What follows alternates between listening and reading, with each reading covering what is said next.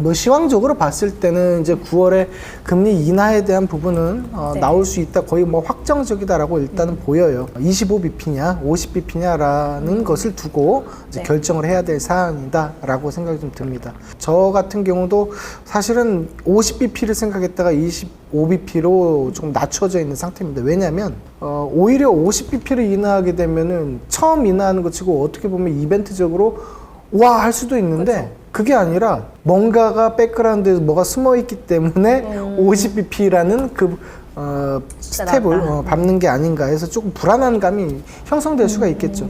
그래서 차라리 25bp로 해서 한 번 하고 그다음에 올해 연말 정도에 또 한 번 하고 한 2차례 정도 하는 것이 네. 가장 좋은 모습이지 않을까라고 혼자 좀 생각을 하고 있어요. 지금 거의 이제 비둘기적으로 그렇게 25bp를 생각을 하고 있는데 이때 갑자기 50이 나온다. 네. 이랬을 때 시장의 충격도 네. 감안을 해야 된다라는 시장의 분위기도 있더라고요.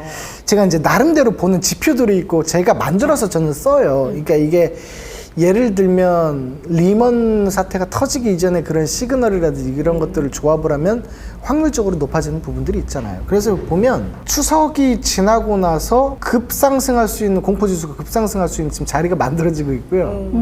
그다음에 채권에 대해서 10년물, 2년물에 관한 그 채권에 대한 부분이 금리가 상승을 할 수 있는 부분들이 좀 만들어지고 있어요. 또 그렇기 때문에 제가 보기에는 그렇습니다. 이제 이스라엘 쪽에서 헤즈볼라하고 또 미사일 또 주말에 또 쏘고 왔다 갔다 했어요. 근데 이 타이밍에 그런 일들이 벌어지진 않을 건데 대선 이후에 어떻게 됐던 이 확정이 되든 종전이 하던 그 결론이 좀 나올 것 같아요. 그렇다면 세게 한 방 두드러 맞을 수 있는 부분들이 지금 자꾸 보여요, 사실.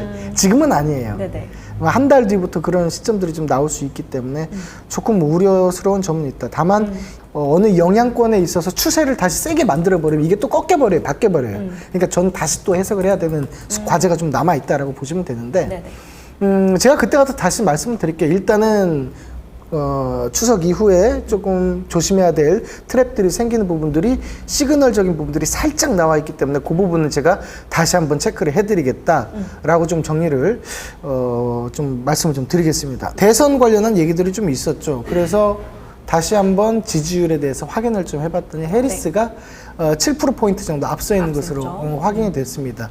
이 수치가 제가 저번에도 말씀드렸지만 원래 트럼프가 이렇게 했다가 이렇게 내려왔단 말이에요. 거꾸로 해리스가 이렇게 됐단 말이지. 네. 그럼 이 부분이 다시 또 이렇게 되겠죠. 그렇죠. 분명한 것은 시간이 남아있고 그렇기 때문에 그런 현상은 벌어질 수밖에 없다. 저는 그 부분이 조만간에 좀 벌어지지 않을까라고 생각을 좀 합니다. 코인 관련주도 상승을 할 수 있는 부분들 좀 착안을 하셔서 생각을 좀 해봐야 된다라는 거고요.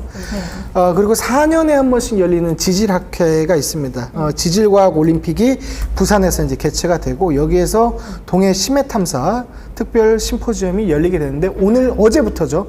어제 25일부터 4일 동안 열리게 되죠. 그러니까 이번 주 내내 열리게 된다라고 생각을 좀 해주시고 동해안 유전 관련, 가스 관련한 대왕고래 프로젝트에 대한 종목들 확인을 좀 해보시면 좋을 것 같은데 최근에 어떤 증상이 좀 현상이 벌어졌냐면요. 저번 주에는 화성 밸브가 치고 올라가는 부분이 있었고 얘가 조금 쉴 때 GS 글로벌이 또 끌고 올라갔고 이번에는 또 한선 엔지니어링이 차례가 또 왔어요. 그래서 오늘 같은 경우는 한선 엔지니어링이 좀 움직임이 나올 수도 있다라는 부분 좀 참고를 해주시면 좋을 것 같습니다. 그러면 이 이후에 대왕고래 프로젝트가 끝날 것인가? 그렇지는 않아요. 아직 멀었잖아요. 투자 유치에 대한 부분이 또 분명히 나와야 되고요.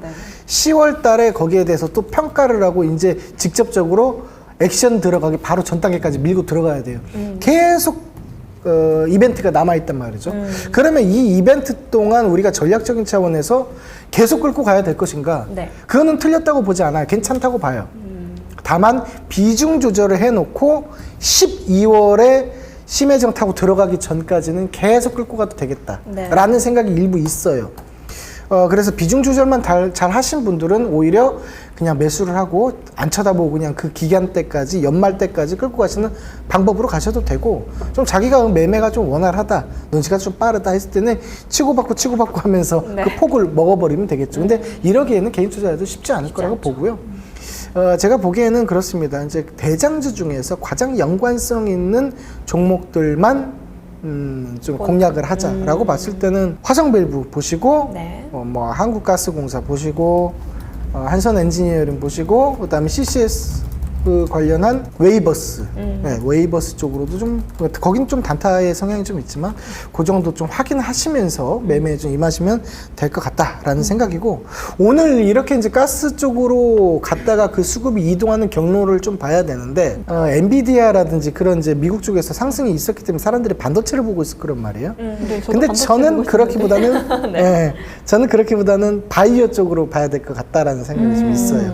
왜냐하면 알테오젠 쪽에서 히알루로니다제, 이름도 힘들어요. 바이오 힘들어요. 물질 특허에 대한 등록이 결정이 좀 됐고요.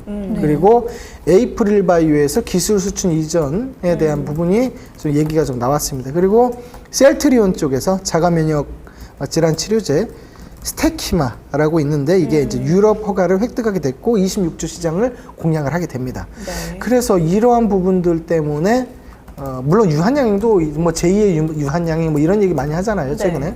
바이오적으로 모멘텀이 좀 형성되어 있기 때문에 반도체보다는 이제 바이오 쪽으로 수급이 좀 흘러나갈 가능성도 농후하다라고 좀 말씀을 좀 드릴게요.